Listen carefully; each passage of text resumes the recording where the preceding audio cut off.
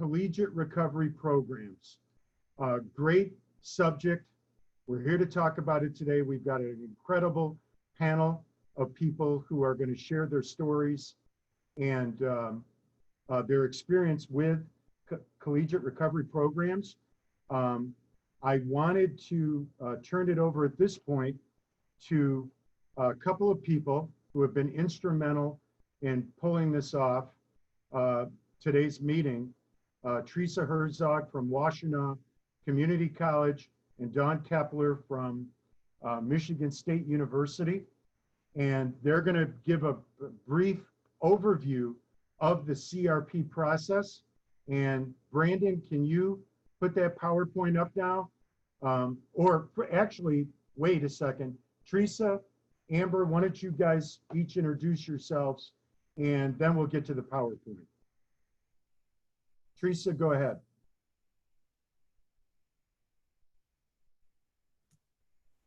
Hi, I'm Teresa Herzog. I'm from the Washtenaw Community College Collegiate Recovery Program. Thank you, Mario. I'm glad to be here. And Miss Kepler. Hi, thank you all for having me. I really appreciate Washtenaw Fan and having us on. Dawn Kepler, Michigan State University, Collegiate Recovery Community and Recovery Housing. Yep. And so with that, do you want to move to the PowerPoint, you guys, Teresa? And, sure. Okay, Brandon, go ahead and throw that up. And I wanted everyone to know that the this PowerPoint is going to be made available on our website, so that if there's anybody participating who wants to know the level of detail that's shared on this PowerPoint, or know where to go to start a CRP, Collegiate Recovery Program, you can glean that information off our website over the next couple of days. I'll make sure it's up there. So with that, Dawn and Teresa, why don't you guys take it away to explain a little bit more detail over the next few minutes. Thanks, Mario. We'll just start with a definition.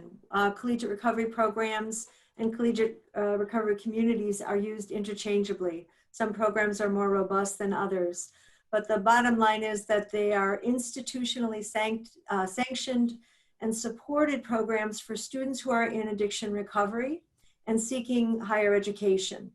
And the goals of CRCs, or collegiate recovery programs, is to offer a chance for students in recovery from addiction the opportunities to experience all that higher education offers, with an environment where they can have connection, belonging. The goal would be to provide support and prevent return to use, and even support students after, and more than anything, to support academic performance, to help connect students to resources so they can be successful. And that's a definition by the Association for Recovery in Higher Education. John? Did you want to add anything, or is there more to the PowerPoint? Yeah, if you don't mind going to the next slide, please. So I'll very quickly go over this. I know we want to get to our students and hear more from them, but I just wanted to cover a few of the elements that research and the Association for Recovery in Higher Education have found to be helpful in making for a successful CRP. First and foremost, dedicated staff person on campus. And I would take this even a step further and say dedicated student staff as well. Having that dedicated student leader also can be really helpful. And just one caveat before I get into this anymore is that it's not all CRPs have all of these elements. In fact, each CRP is different. And I think that's what makes it so amazing, is that we have, this is a relatively new approach and programming at the collegiate level. And so we are learning as we go. We do have a growing body of research to help guide us along this. A couple of the original, older, more established CRPs have created some guides to help new CRPs form as well, which has been really helpful.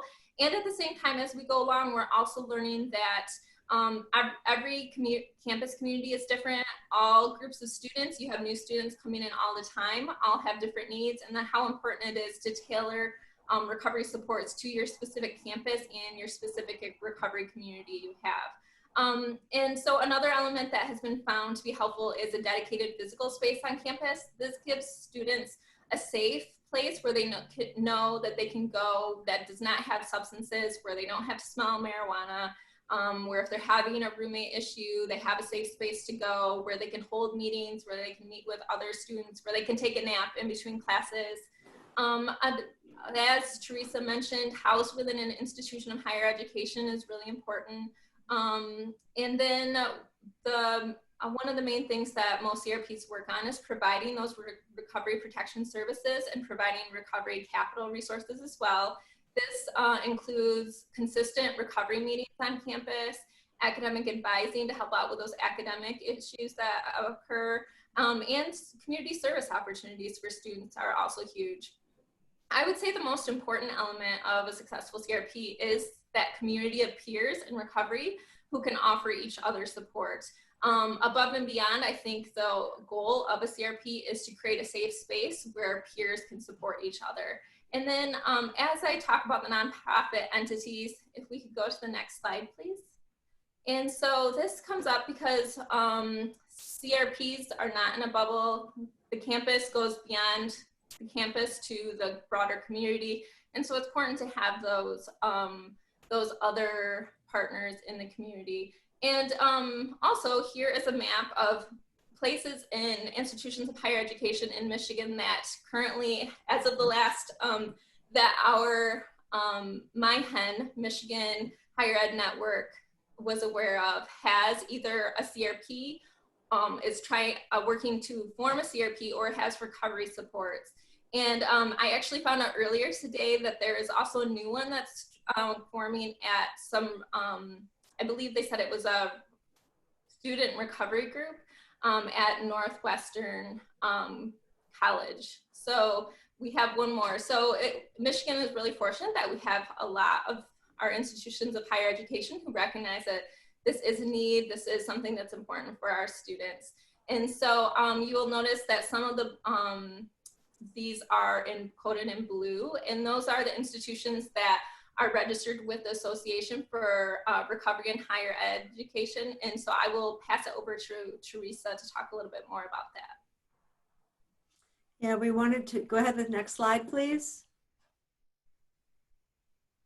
We wanted to make sure that, and this will be again on the Washtenaw Fan website, but there is an association exclusively that represents collegiate recovery programs and collegiate recovery communities, the Association of Recovery in Higher Education.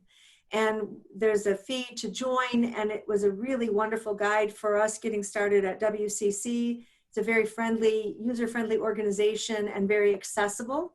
In fact, our regional contact has offered from Ohio State to answer any questions anyone has in Michigan, and he's very readily available. There's another project going on called SAFE Project. It's a 501c3, and it's beginning to serve students in recovery in higher education. And there's a lot more coming. It's a new organization. It's a couple of years old, and they're really working to provide support and community and belonging for people in recovery in higher education communities. So those are just two ways to get connected. And again, the Washtenaw Fan website will have this information as well. Yeah, and Teresa and Dawn, correct me if I'm wrong, but Ohio State has a very mature CRP, correct? Yes, and they were so helpful in sharing resources, as was Dawn and the other Michigan schools that I connected with, for sure. In fact, everybody has. And before we get, are you guys, have you concluded on the PowerPoint? Okay, because yeah, all done, I'd thanks. We're gonna cut right into our panel here shortly, but I wanted to thank you, Teresa, you, Dawn, Matt Statman from the University of Michigan, and everyone who's participating on this panel, because people need to know that these programs are out there. And when you combine college campus life, which is filled with all kinds of stuff, right? Alcohol, you name the drug, it's probably going to be somewhere on the campus where you are either a student, or if you're a parent, where your child is going into that environment, we wanted to make certain that our community, and I mean the community of people on this Zoom meeting, all know that there are alternatives, okay? That when you go to somewhere like Washtenaw Community College or Michigan State or Columbus, Ohio, or Ann Arbor, vis-a-vis the University of Michigan, you don't have to go to a tailgate party and get stoned. There are alternatives. And that's why I'm so grateful for Teresa Herzog and Dawn Kepler for bringing this to me, because, and bringing this to us at Washtenaw Band so that we could give this incredible platform. With that, I want to go to an unbelievable group of people. I had the honor of hearing their stories 2 weeks ago, and I was blown away.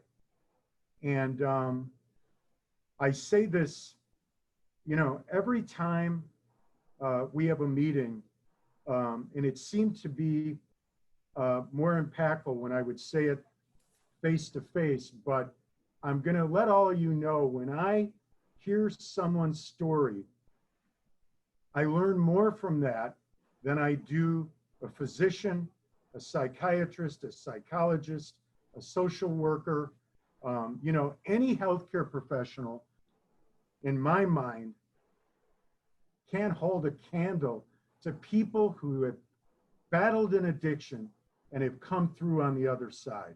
And you are going to hear from 5 of those people who have done exactly that.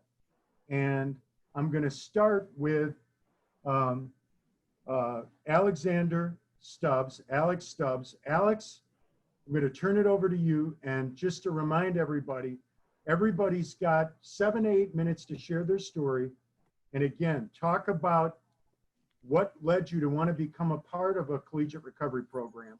And finally, give me 1 or 2 things that your CRP did for you in your recovery that were like, awesome. Mr. Stubbs, where are you? Hi guys, can everyone hear me all right? Yes. Excellent. My name is Alex. I'm in recovery. I'm going to do my best to condense my story, which is a bit sprawling and odd in certain respects, into a short 7 to 8 minute slot, as well as to answer the other questions. So I was born in London.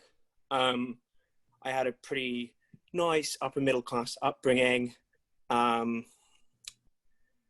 I began using marijuana and other drugs at the age of 13. I was attending one of these preparatory schools. It's a feeder school for university in central London. It was a private school. So I was caught smoking marijuana on the roof of my school with an older boy at the age of 14, and was told that I had to submit to hair follicle drug testing for the remainder of my time there, or else I would be expelled rather. So I had like a system of accountability in place that kind of kept me on track. And I performed well as a student. At the age of 18, I went to Russia to study there for a year to play piano between high school and university. I began using drugs and alcohol heavily. At some point during my time there, I became a heavy daily marijuana smoker and, you know, fairly consistent drinker. And from that point onwards, I went to university in the States. I went to Chicago and I spent a year there. I don't remember staying sober for a single day there. I was, you know, a heavy drug user. I began dealing drugs to subsidize my own use and to just sort of be around it all the time. I was arrested on my summer holiday in England. I had to go to prison. Unfortunately, I dropped out of university. I began using heroin at some point, smoking it initially and then injecting it. I continued using it throughout my time in prison. Yeah, there was unfortunately quite a lot of unpleasant traumatic experiences there. I was deported to the United States eventually, thanks to some legal maneuvering by my parents. And I was unable to return to university. I spent the next 4 to 5 years homeless on the streets of Chicago, and, you know, just being a heroin addict. and life was progressively worse. I was lucky to survive countless overdoses. I went to treatment maybe 5 or 6 times, in and out. It's quite a typical story in that respect. You know, I saw the decline in my health. I, you know, drained my family's finances. Things were not going well, in short. But like there was a part of me that still identified as a student. You know, I still was lucky to have some friends who kept me in their thoughts. Eventually, I moved to Ann Arbor. I was arrested at some point for a heroin-related offense, and enrolled in 14B District Drug Court here in Ann Arbor. And I've been under their supervision for the past couple of years. And I guess that leads me to the second question, which is, how did I find CRP? So I'd been a student at Washtenaw for about a year prior to my arrest. And I was not able to meet my obligations as a student just because of my heroin problem, you know, couldn't get out of bed, either in withdrawal, nodding out, you know, so I was not really able to engage. And I found CRP when I re-enrolled in community college with a year sober. I was able to study, and CRP functioned as a sort of safe haven on campus. I can't really speak to other colleges in Michigan, but community college is a little bit different. It has a slightly fractured feel because people are there for different reasons. There are high school students there, there are adults there. And so, you know, people go to classes and there isn't necessarily as much of a sense of community as there would be on a regular campus. So CRP functioned as like a staple of my social life on campus and a safe haven between classes where I could go. We meditate, there are snacks, there's like a good environment. And yeah, it was a privilege to be a part of it. And so I've participated in it for the last, for roughly a year. So it's been a privilege, and I'd like to give a shout out to Teresa and to all the other members of CRP. David Seaman, who's also on this panel, was also in CRP. And so, you know, I had friends, and it wasn't the only thing that kept me sober. You know, I'm a strong believer that we all need like a program of recovery, whatever that is, whether it's 12-step based or completely secular or Buddhist, whatever it is, we need like additional programs of recovery to help us as addicts, or at least that's what I believe. But CRP was like a valuable part of that, you know. It's been a staple of my recovery, and I have been its president, or co-president rather, for the past 3 months. I'm just looking at some of the other questions that I have. Well, Alex, you know, I wanted to, you know, you mentioned it, but you viewed it similarly to what, in fact, identically. I refer to it as another arrow in the recovery quiver. That's what CRP is. And, you know, to give a shout out on Sobriety Court, right? And Ypsilanti. Absolutely. I think they're all outstanding people. So I'm happy to sing their praises, and shout out to Chelsea and Rhett and Judge Pope. Awesome. They're really good people. So did you have any other part of your story you wanted to share? No, I just did my best to give the condensed version. That is a condensed version. Keep going. Keep going if you want to. No, I just want to reiterate that like CRP has been a valuable part of my life. And now that like the paradigm has shifted and our lives have all been completely turned upside down by the pandemic, we as an organization have managed to keep CRP afloat with weekly Zoom meetings that have a decent attendance. And that is the meeting on Wednesdays that I consistently attend. It's on Wednesdays at noon. It's just one part of life. And I'm someone who needs a lot of structure and accountability. So CRP has been part of that for me. And that's, I think, all I have. So Alex, structure and accountability, you mentioned you need that. Let me tell you, I need it too. And I was at a meeting of, in fact, I'm not even going to share my story. We're going to keep going with these other stories, but that was great. You've got some Angela Galko, if you could help with these questions, a lot of people have great questions for you. Just real quick, answer this one. How do you feel about where you are today, Alex? You look great, by the way. I love your Thanks. I feel fairly good about where I am in my life today.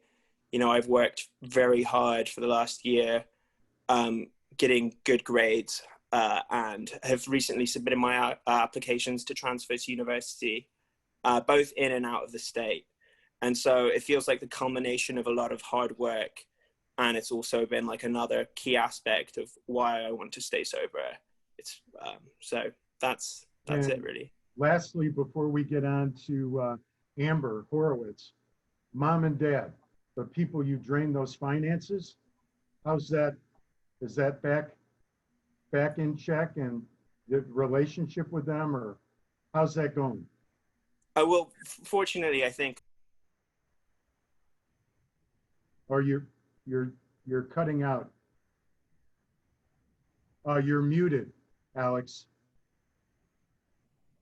Can anybody hear him? Alex, you're muted. There you go, Alex. There we are. Sorry. I have good relationships with my parents. I was just saying I drain their emotional resources as well as financial resources, but both are fine right now. Awesome. Great. All right. Amber Horowitz, you're on. And thank you, Alex. And Amber, your story is slightly different. Thank you. You come from Eastern, which is kind of struggling to get their CRP going. But why don't you share your story and your hope for your alma mater? All right. So hi, everybody. My name is Amber. I'm super grateful to be here. This is one of the most important topics right now in substance use recovery everywhere, or at least it should be. So it's nice to see this big attendance. So a little bit about my story. I started drinking at a very young age and using around 12. We're talking about academia. So at 14, I was arrested, during my high school class because I had drank some Tanqueray and blew a .9 in the principal's office. So that's kind of like how I made my debut into academics, and I did not do very well whatsoever. Home life was kind of a struggle. And I just kind of floundered in school and dropped out in high school. Eventually I started using OxyContin and then heroin because it was cheaper. And I developed an addiction to that. And my life just spiraled super, super fast. Terrible relationships. I ended up serving some time in jail, 6 months, getting a felony. Luckily, I only got one. I never thought I would be saying that. Great, just one felony. But that is something I'm super grateful for. And I had gone to treatment 7 times, and I just couldn't get sober. It was really, really a struggle. And school wasn't even on my mind at all. I was like just trying to live. The idea of me actually getting a degree somewhere was totally off the table. Because I hadn't even graduated from high school. And then I'm from Oakland County originally, so I was on felony probation there, and I just got honest with my probation officer, and I was like, I can't stay sober. I just used before I came to see you. There's this one last place I can go in Ann Arbor. Can you transfer my probation? And they did by some miracle, because I finally told the truth to somebody, It was I don't know why, I just did. And I moved to Ann Arbor, and I've been sober since June 12th, 2008. So I'm probably somebody in longer recovery than some of the other people because I'm older, but hey, age like a fine wine. So anyway, I got sober at the age of 21, actually 3 days after my 21st birthday. And I got my GED. I took the math placement test at WCC and scored a 0. So at that time, WCC did not have anything for people in recovery. That was in 2012. I actually waited a couple of years to start college even though I was sober for a few years, because I was so terrified to even do it, because I didn't know how I could find support to do it. And I actually leached off of the U of M CRP when they first started, and I actually have a lot of good friends from their CRP still today, years later. And it was great. And then what I kind of want to talk about with like why I chose CRP and why, since it's a little different for EMU, I just want to talk about like how, you know, there's a difference between a student organization and a collegiate recovery program. And that's kind of like where EMU has been at, is they started a student organization in 2014. It's actually started by 2 social work students. Of course, I want to brag about social work students because that's me. And they had a passion. They were both in recovery, and they wanted to see services on campus. Floundered a little bit, and then it just kind of died away because, again, it didn't have that staff person to support it. So when I transferred to EMU from Washtenaw, that's kind of where it was at. There wasn't really any support there at that moment. I was a very non-traditional student. I was always working like 50 plus hours a week while attending college. And that's why I think commuter schools like Central Michigan is doing well, I believe. People with a little more like non-traditional student base, I think it's important to have the support of like different lifestyles and bringing them together in recovery than like, say the traditional like 18 to 21-year-old, 24-year-old. But I think there's a lot of great people that work at Eastern that have tried over the years to make it happen. It's definitely not without, it's definitely wanted at Eastern. They want one really bad. And, you know, I ended up graduating with my degree in psychology from Eastern. And, you know, I actually had something tragic happen. I lost my first daughter during childbirth, and it made me just completely change my life. And I decided to go to school for social work. I stopped working 1 million hours a week, and I decided to focus on school. So what did I do? I was like, where's the CRP at now when I'm actually ready to participate? And I actually worked on making it my internship. And the University of Michigan was so great in helping me and taking me under their wing for my internship to try and start the collegiate recovery program at EMU. And this is all fueled by great students at Eastern. The president named Justin, he worked really hard. So did Alex, just a couple students that worked hard to try and get this going, all doing it in their free time. And it just kind of floundered a little bit. But we did present to the Board of Regents in October 2018 and got the funding for a graduate assistant. So that happened, but then COVID happened. But where it is as of right now is a proposal was given to the provost at Eastern in March 2020. And I'm so excited about that because that means that, like, you know, all the work has not been for nothing. And that goes to how did CRP help me? A big reason why I'm still sober, and a lot of people will ask that, why did you stay sober and others didn't?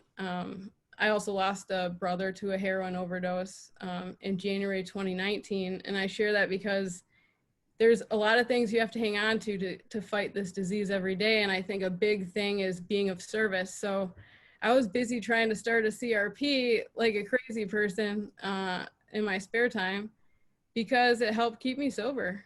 I mean, that's plain and simple. So that's something I got from even not even having a CRP. Just trying to start one made me network and connect with other colleges and resources on campus and meet all the great people that do work at Eastern Michigan University that are trying to start a program. They're just trying to find the money to do it. So yeah. You know, Amber, what? Oh, I was going to say one of the, go ahead. no, I was going to say, Amber, one of the things that you said that people might be wondering about is that if there isn't a CRP on your campus, will another nearby campus kind of take you on? And thankfully, the University of Michigan did that for you. And so in case any of you are wondering, that's an answer to that question. You know, you don't have to be nice if you had one on your campus, but if not, find out where there is a campus nearby. I don't think you're going to get turned away. correct, Amber? No, everybody has been so helpful, and I'm so glad to see Teresa at WCC, because I could have really used that support when I might have started college sooner had that support been offered, I think. And where I'm at now, I actually work for Eastern at Engage at EMU as a prevention educator, which I love, and then I'm doing private therapy with a place called Renew Therapeutic Solutions. So I really feel like I get to help people every day, and I feel like, you know, the work I did towards the CRP wasn't for nothing, because they're still really, really working on it. So I'm super grateful for that, and for Eastern for continuing to try. Awesome. All right. Thank you, Amber. Yeah. Wow. One hell of a story. And Well, love that you are going to it's social get work. long. So That's a blessing. social workers are awesome. I will tell you, before we get on to David Seaman, I'm in healthcare, and I know that whenever I was dealing with either problematic patients or families and patients who needed to get connected into something, I wouldn't go to a doctor, I wouldn't go to a nurse, I wouldn't go to a psychologist, or I'd call a social worker. And the reason is they get stuff done. They seem to know everyone, and they've got Rolodexes that are this wide. So Amber, keep up the great work. Congratulations on how many years of sobriety now? I have 12 years. Awesome. All right. Well, thank you for being on our panel and for sharing your story. Mr. David Seaman. This guy's been a part of 2 collegiate recovery programs. And David, you're on. Thanks. Yeah, I've been pretty lucky. I'm blessed to be involved at WCC, CRP, and at U of M's. Yeah, everybody, Amber and Alex, are so great so far. I don't really want to follow that up, but here we go. I grew up in Clarkston, Michigan, until I was about 15. I guess before I found drugs and alcohol, I enjoyed school. I think it was a way, you know, early on I saw it as a way to, like, I don't know, kind of gauge self-worth, and maybe, like, if I got good attention from teachers, that was a good feeling for doing well on stuff, on assignments and things. But then when I found drugs and alcohol, I didn't really need that anymore. I pretty much found everything that I needed just with substances, at the time, at least, and that's what it felt like. So I centered most of my attention on just getting more and taking more. I ended up overdosing a few times, like first time in middle school, and later on in high school. My parents responded by trying to you know, have me stay with other relatives and try, like, substance abuse counseling and then at one point a long-term inpatient rehab, and, you know, all in high school. So I started going to treatment while I was still an adolescent, and went to several different high schools. I ended up you know, not really staying sober after any of those attempts at treatment, and just barely getting through high school. My teachers all thought that I guess saw some like potential with me and like the work that I did turn in, or I don't really know why, honestly, because I didn't really go a whole lot, and while I was there, I was high mostly. But they believed that I just needed to get past high school and maybe like circles of friends or whatever they thought, and just get to college, and I'd do better once I got to college. And maybe they were right, but it took me, you know, like 10 years to get to college. after high school was in and out of other treatment centers and jail, and homeless at times. There were a couple attempts at sobriety, in my like early 20s, where I started to go to school again, enrolled in classes at WCC. And there wasn't a CRP at that time, and also I really wasn't very invested in recovery either. And I would use going classes as like a way to again, like come back to some kind of self-worth. Like if I'm doing something positive, then that means that like I'm okay and I'm good.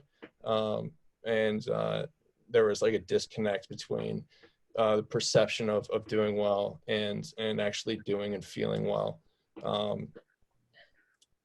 So I wouldn't stay sober, and like Alex was saying, I'd go to class or not go to class, and just be high, and eventually failed most of my classes or withdrew. Then after doing this for a long time, I just reached like a bottom, I suppose, or understood that the hope for like what my life could be, potential, for like anything else other than what I was going through was better. So got sober in January 23rd, 2017. I haven't had to drink or use anything since that date. Got really heavily involved in a program. I waited about a year to get back into school, just to make sure that, my priorities were straight, I guess. Is every time I tried to do too much early on, whether it was with, relationships or with school or with work, I would relapse. So I went to WCC and did well in all my classes. When WCC CRP first was starting up, I jumped in, and I feel like I helped to like be a part of the very beginning, and kind of helping to like shape, what it could be. And it gave me an opportunity to like do that, to be a part of something from the very beginning, which is really cool, and felt reminiscent of like restarting a life, starting from scratch. But we really didn't. We, there's U of M to draw from their experience, and all these other different recovering communities. So I got a chance to kind of be involved with a presence on campus that destigmatized recovery. And I don't know, I being at community college was balancing a lot of different things, so like work and relationship and school, and I think having that center really just like reaffirmed that like I'm not just like a student at school, or I'm not just like a partner at home, or I'm not just an employee at work, but like I can be all of these things. I'm not just a student or just in recovery, but I'm a student in recovery, and gave, a space, like a physical space for that to exist. Things look different now. I transferred to U of M with a 4.0 from WCC. I ended up retaking some classes that I'd failed before, and was given academic forgiveness for other classes that I wasn't going to retake. All due to my recovery. Like I don't really know what else to attribute that to. The pandemic happened, so we're all meeting through Zoom and doing classes through Zoom, and there's definitely this disconnect between me and this community that that's supported me this whole time. And I still go to meetings through Zoom, with the CRP, and involved in like meditation and that kind of thing, and these opportunities for service as they come up, like speaking on this panel. but there's like this recovery lounge, like this actual physical place on campus, and I go there during the week to like go to classes and make coffee, and it's just like a place for me to be, you know, and just kind of like change up what my four walls look like, you know, on a daily basis. So yeah, I don't know. I don't want to just keep rattling stuff off because we have a lot of other great people who are going to speak tonight. But yeah, I'm grateful to be here, and thanks for listening. So you got a 4.0. What was your grade point way back when, David? 0. Okay. So when I tell my kid he's, you know, we're shooting for a 3.0, they 0 grade point average. Okay. You are awesome. Congratulations. And thank you so much for sharing your story. You keep up the good work. I just can't get over these stories. Okay. And you know, David talked about one of the things he does is meditation. There are also strong links between being centered every morning and being centered when you go to bed. And that's one of the things that yoga and meditation can help with. And we've got those classes too. If you're not connected to an entity that's offering that free of charge, we do it at Washington Fan. Okay. Well, we got people saying amazing things about all of you, which doesn't surprise me. With that, we're going to go to a young woman who is named after a Fleetwood Mac tune. Rhiannon Hotelling, you are on. All right. Well, I wanted to thank all of you guys for sharing before me. This is like my second or third time meeting with you, and I just love hearing it overall. So thank you again. I really resonate with what you guys are saying, but I only got like 8 minutes to fit my whole life story into this. So so I'll just get to it. So I'm a product of an alcoholic father and a codependent mother, and they divorced when I was 4 years old. And my mom, immediately being the amazing codependent that she is, married a man in recovery. He had 8 years sober at the time, and he has 27 years now. So I grew up in recovery on one part of my family, and on the other part of my family, I grew up in around active addiction and active illness. So I kind of grew up on the flip side of both of those things. And I drank occasionally here and there, just kind of stealing this and that as a curious kid, which I thought was normal, but apparently was not. And I started purposefully drinking at 13. And because I grew up in recovery, I would hear these things about like the first time you drink, the first time these people drank, they felt a sense of ease, or they felt normal. They felt like they could fit in, that they didn't have to fake it or whatever. And I felt all of those things. And I immediately thought, this might be a problem. And then I went, I'll deal with it when I'm 30. And I just kept going. And I kind of laugh at that now, that kind of thought process, but it's literally verbatim what I thought. But anywho, so I continued on to that until I was about 15, and a mentor at school noticed that I don't know how he found out that I was drinking, but he found out somehow, and I really looked up to this mentor.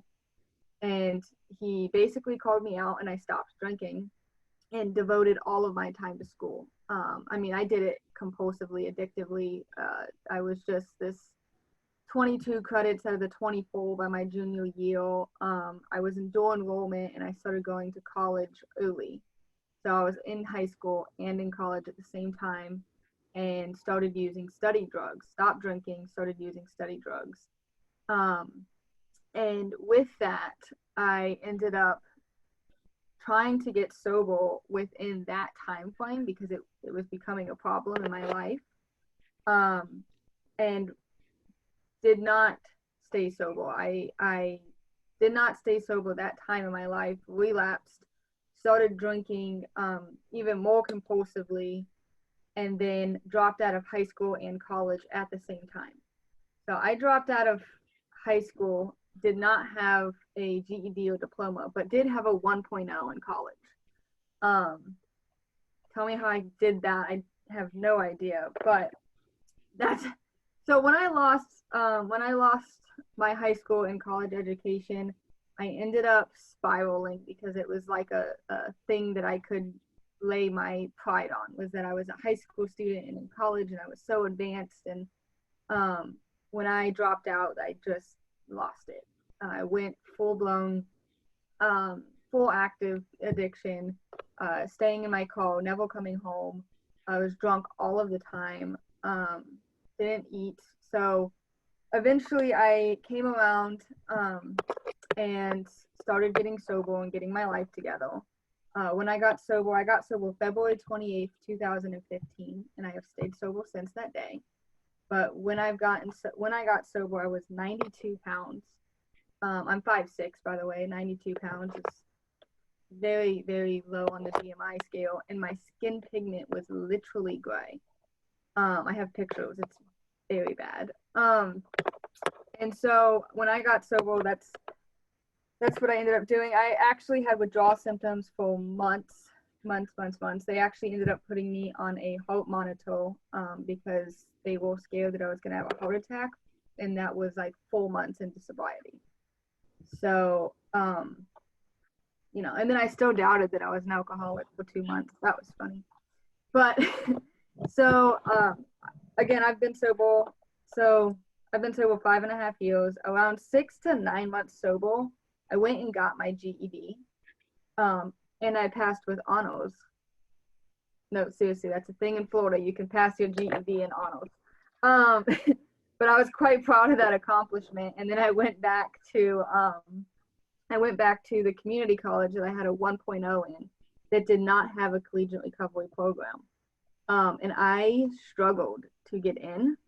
I struggled to get funding. I struggled to keep up. I struggled with a lot of shame and guilt being back at this college, but I did get in. And I had a really hard time being in recovery and being in college at the same time. There were a lot of people in recovery who had never been to college, and it was hard to relate. And there were people who were kind of my age, but not really, who were not, I just didn't have a lot of peers. But eventually, after several years, I graduated there with honors in the honors department with a 3.4. So I went from a 1.0 GPA to a 3.4. And then I transferred and moved to Michigan, and I transferred to CMU, who does have a collegiate recovery program. And then I got hired by 1016 to start a collegiate recovery program for Mid-Michigan College. So I'm quite, and within this time frame, my dad got sober, my bio dad. So now everybody in my family is in recovery, which is super cool. And now I am given this amazing opportunity to work with CMU crew, Mid-Michigan crew, Ferris crew, 1016, to build a collegiate recovery program at a community college that I wasn't able to have. And I get to provide these services to students that I didn't get. So that's really like where I'm at in my recovery right now. And I'm so grateful and blessed to be able to like just give students the opportunity that I did not get to have. So Awesome, Reed. Thank you so much. And so it was the sense of community. I'm hearing your story, and that CRP brought to you, just being around people who could give you support. And I keep going back to that. Several of you have mentioned the importance of structure, staying busy in good ways. And is that what you saw in, at Central or wherever you were at the other college? So I think the thing that I lacked at the other college that didn't have a CRP program that I have now is that like-minded people who are going through the exact same thing as I am. I'm in recovery, but I'm also in school, and I get to kind of have that kind of same struggle. that same like camaraderie, if you would. Awesome. Well, thank you for sharing your story, Rhiannon. And I wanted to, before we move on to Sarah, who's going to do Michigan State University really proud, I just wanted to say something that when we're hearing these stories, when I'll never forget driving down the freeway on I-94, right near I-75, and I'm right near there now. I'll never forget seeing a billboard sign that had the picture, "This is the face of addiction." And it was a train wreck, young woman, disheveled. Okay, that is not, sometimes that's the face of addiction. This is the face of addiction. These are the stories that are worth hearing. And when collegiate recovery programs are so important to their success. And I just wanted everybody to know that, when you hear these kinds of stories and you're talking with someone and they start sharing their story like David has, and Amber has, and Rhiannon has, and Alex has, and what we're going to hear from Sarah, listen to them. And you're going to hear about resiliency, strength, knowledge, doing good and being good, recovery. These things really matter. So listen, Rhiannon, you're awesome. Thank you for sharing your story. Sarah, Sparty Sarah, talk to us. Hey guys, I'm Sarah. I'm in recovery, and I go to MSU, Michigan State. Yeah, thanks everyone for sharing. I feel nervous following up everybody, but I'm happy to be here.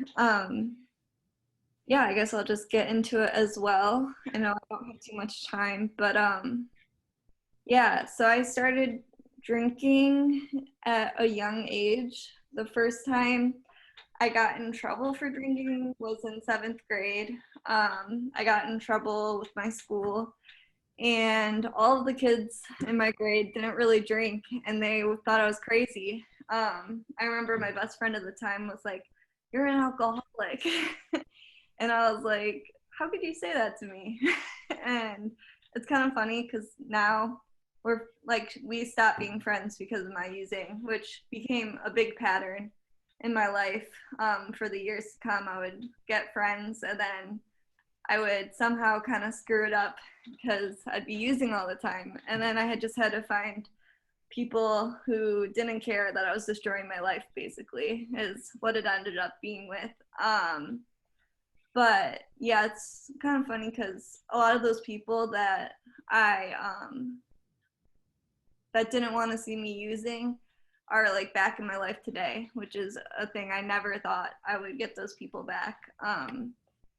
But anyways, yeah, so high school came and I don't know, I think I've always had like a lot of social anxiety. Like I would take pills and things before school like every day because I just would get so anxious, and then like when I would use, it would help with my anxiety and other traumas that happened. I think I was trying to numb myself from like a very young age, which just, yeah. And then I would like want to try one drug, and then I'd be like, I'm only going to try this drug once because I know it's like a real deal. Like I shouldn't do it more than once. And then I would just get hooked and like do it for like a year. And then like a year would go by and I was like, okay, I'm doing this drug like all the time. Like maybe I should stop. And then I would choose a different drug. And it was just like this cycle.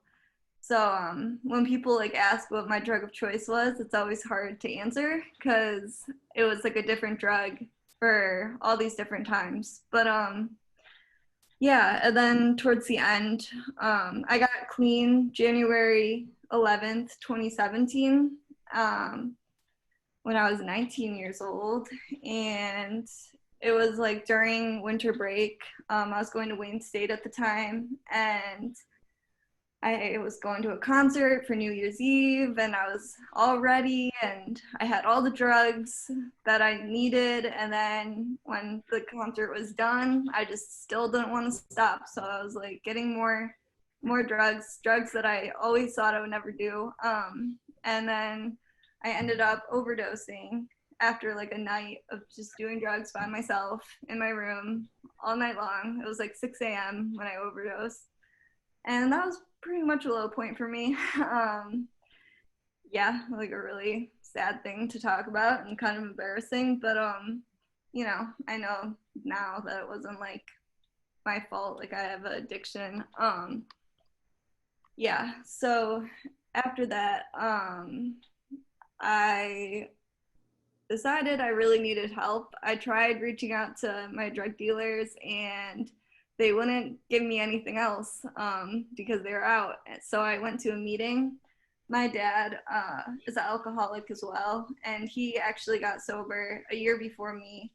And he started trying to bring me to meetings like right away because they always kind of knew I had a issue. They definitely knew. And I hated it at first, but it definitely like really stuck with me that was a thing that I could use. And my roommate at the time was like, I think you really need help. So I went to a recovery meeting at my college at the time. They didn't have a CRP program, which was unfortunate. I did not like that. That was like, it was so hard to meet people. That was one of the hardest things about being in recovery. And I was living with people that were using, and they were just doing their best, but it was definitely a hard place to get sober. And I also had a pretty long withdrawal. I think it was like about 4 weeks, so I can't imagine months because it felt like hell. It was like what kept me clean for the most part. At first, I just wanted to get like, I didn't go to the hospital for my withdrawals because I was embarrassed that I was withdrawing, and I basically just had my roommates take care of me. I feel so bad for them, but yeah, they were helping me out, which was really nice. And then I went to treatment like a month later when my withdrawals were like going down. And then I went to an outpatient treatment for 6 weeks after my inpatient treatment. And then I took a semester off and I went back to school. And then I transferred to Michigan State, which was crazy because in high school, I always wanted to go to Michigan State, but I had like a 1.8 GPA when I graduated, and my counselor told me that I was not going to get into Michigan State. And I literally started crying because I like wanted to go to Michigan State. And once I was at Wayne State and I was sober, I got my grades up. I was getting 4.0s, and I applied to go to Michigan State, and they didn't look at my high school record at all because I was transferring after 2 years. So that was like amazing. And I got in, and I was really excited because I knew that there was a CRC there. And I've made like so many friends through the CRC. My boyfriend's in the CRC. My whole life is basically the CRC. I love it. And some things it's done for me, definitely just like giving me a community, a place to go, people to study with, just like little things like that. In the beginning, trying to do that with people that were talking about partying was very triggering for me. So it was definitely like a lonely beginning, but I feel like I finally found a lot of community and support, and I'm a lot more comfortable. I can talk to people who are not in recovery now, which I never thought I'd be able to really comfortably do. Like for some reason before I was like, you're not in recovery, like you're a drug addict. Like I didn't know I could like make relationships, and like that there was people out there that would want to be sober with me and do sober things and just like get food and not drink. But now I don't know. It's been 3 years and 9 months, and I feel like a lot better. I can actually like go out, like if somebody's having a drink, I don't feel bothered today, but that's just today. That's where I'm at, and I'm just grateful that I could come share my story with you guys. So yeah, I don't know what No, time it is. hey, for you saying you were nervous, you did a great job. You did a great job. And so you went from, I keep hearing 3.5, 4 point. So we're talking with A- students here, which is great. And you know, it's interesting, you guys, when Dawn Kepler and Teresa Herzog were talking about the goal of CRPs, why they were established, I heard them talk about higher education and addiction. You talk about stigma busting, okay? Yes, those two can exist. And in fact, all of you are proof of that, that with the right support, you can get through this. And it's just awesome to hear all your stories. But is there anybody, I'm seeing, I want to make sure, there was a question that was asked I'm not going to scroll through there, but there was a question that was asked about, this is probably for Dawn and Teresa. What was it? If I scroll up here, it was up toward the top. It was about other services that are available and whether those services are tied to treatment, insurance options, that kind of thing. Can either of you address that? I don't think that's what CRP does, but either Teresa or Dawn?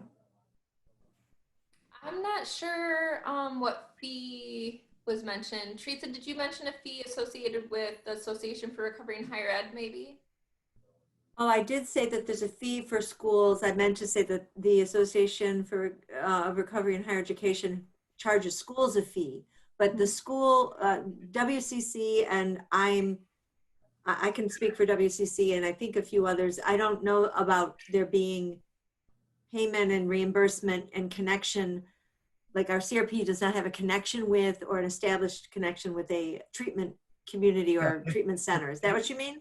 Well, the question of fee was mentioned. Is there any other funding? Are there higher level programs, treatment within the Collegiate Recovery Program? If so, assuming that these programs require more resources, are insurance is used and/or billed?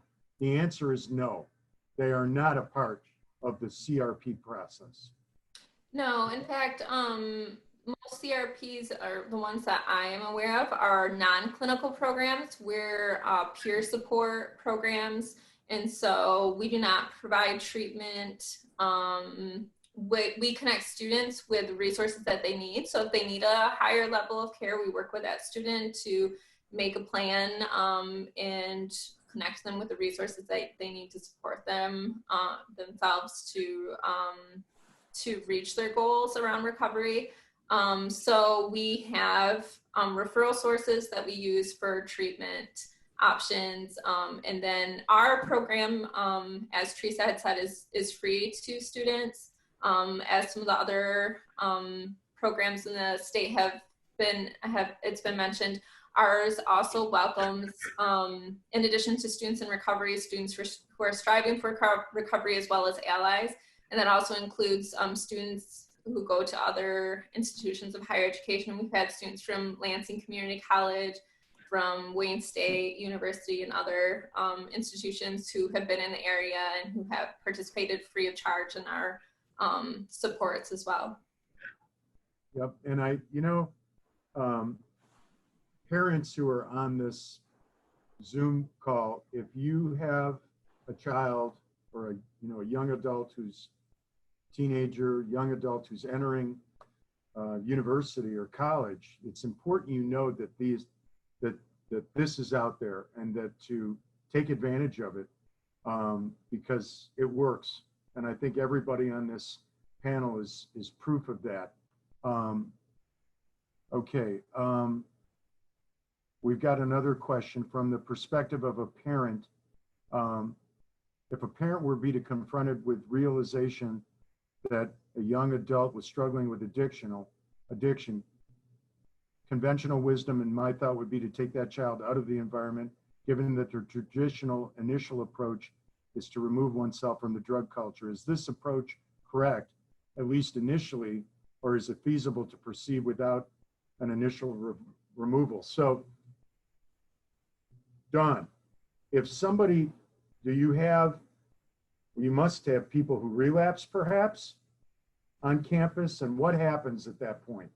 Yeah, this is a great question. And so every student is different, just like every individual is different. And there are multiple pathways to recovery. There's no one single pathway to recovery. And so for us, it's working with that. And we have a person-centered approach that we use. And so we work with the individual to figure out what level of care is most appropriate for that individual. And help connect them with the resources. And so for some students, absolutely, that means disengaging. We have many students at MSU who have taken medical withdrawals and taken time off to seek treatment, and then they've come back and we've helped them get connected back into the community. We have other students who they have said that the structure that college gives them, being a student, going to class gives them, is absolutely necessary in helping them with their personal recovery. And so we've helped those students as well to get the resources and supports that they need while continuing to be a student at MSU. And so for us, it's working with each individual student based on what their strengths are and what their needs are, and helping them identify the resources that will best help them. Okay, we've got a question here. Were any of you first introduced to opioids with a surgery with wisdom teeth extraction and struggled to stop using then and or transitioning to heroin? So it involves dentists who, one of our board members is Dr. Chad Brummett, who's one of the leading researchers in the country on the overprescription of opioids. And this kind of gets to this question asked by Mary Neff, which is, in many instances, young people are first introduced to opioids vis-a-vis the dentist on extracting a tooth. Any of you, I kind of heard these stories. I didn't hear mention of any dentists, but if any of the people on the panel want to chime in, go right ahead. Anybody, or was it, I heard alcohol 13, 14. I didn't hear anything about a dentist, so, okay. When applying to a university, it requires a few more pages of explanation essay, but mostly they are understanding. Also, is it possible you can get your first felony expunged like I was able to? That's coming from someone. Any of you guys, I heard a lot of felonies, probably some misdemeanors mixed in there. Can you talk about what happened with your records? Amber, you spent some time. What happened with regard to you? Yeah, I was the one who wrote that, because that's definitely something that can be a challenge, especially when you're going into social work and you need to get a license and all these things. But again, like, if you keep doing the next right thing, it does eventually work out. And I think a lot of people are working towards having Michigan be more understanding and automatically having certain charges fall off instead of having to go through the process. But typically you can get your first felony expunged, so it's sealed in many cases. So mine, unless I ran for governor or something, you wouldn't be able to tell I have a felony. But I just told all of you, so I guess now you know. So. And this is going to be recorded, so everybody's going to know. But no, you approved it, right? So great, thank you for that. Are there any more questions or comments that anybody has from the panel? Did you want to add anything? Gosh, you talk about being timely. We usually try to end these at 8:30 or 1 minute before that. Here's a question. From those who shared, what support did you need or receive that would or could have been helped in high school? That's a great question. And I know for a fact that there's more than one high school counselor on this Zoom meeting trying to learn about collegiate recovery programs, but that's one directed at people engaged and the high school level. What say you guys on the panel? If there's something that could have been done in junior high or high school, anything? Yeah.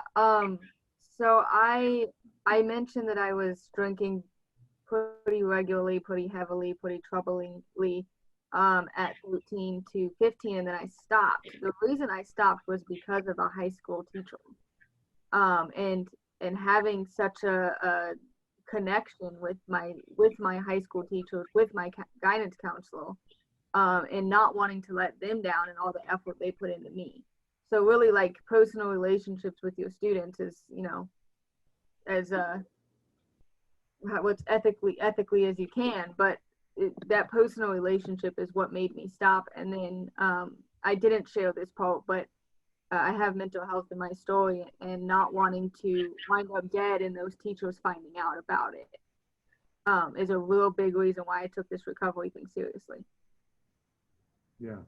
So the advice is, I know we're all trying to keep our distance here with COVID, but the fact is somebody reached out to you who really cared about you, Rhiannon, and said, come with me, we're here to help, right? And you grabbed that person's hand and said, good, because I want help. Yeah. And to this day, him and his wife are friends of mine, and now, like, went to my graduation. They came to my graduation, and we have dinner once a year when I go back to Florida. I made some serious connections, and those connections saved my life, like, Awesome. 100%.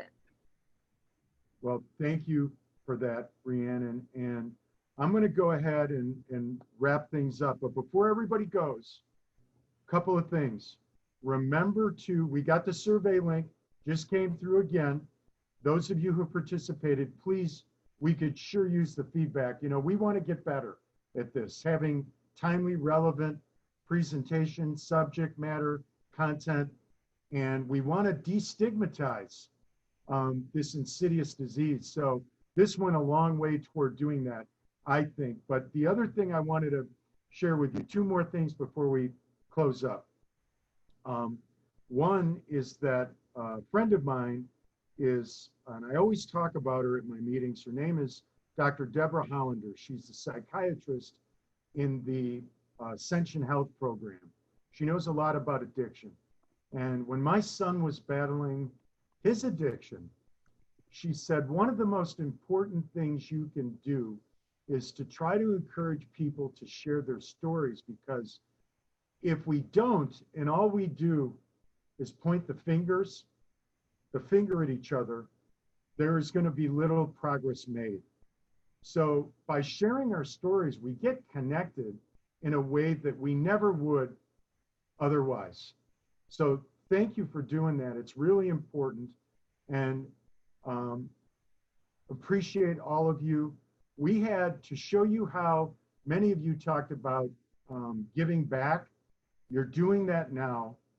And I also had a couple of people in recovery who offered to help get other people in recovery to register for this event.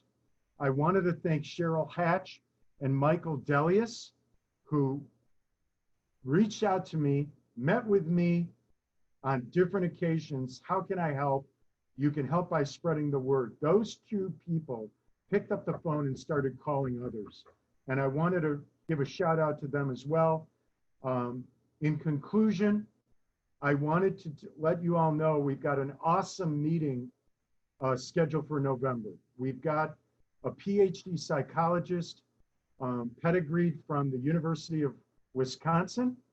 Her name is Dr. Chantel Thomas. She's the medical director of an awesome rehab clinic in Slinger, Wisconsin, by the name of The Manor. The subject, I reached out to her and her team and said, we got to pick something that's relevant to COVID and what we're all dealing with, because the pressures are there, the stressors are there. And I said, you guys come up with a subject and let me know what you think we should be talking about on the second Monday in November.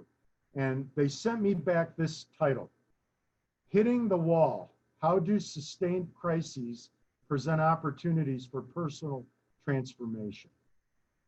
I'll tell you what, not only is that going to benefit people in recovery and the families and friends of people in recovery, but if you're a principal at a school, tune in.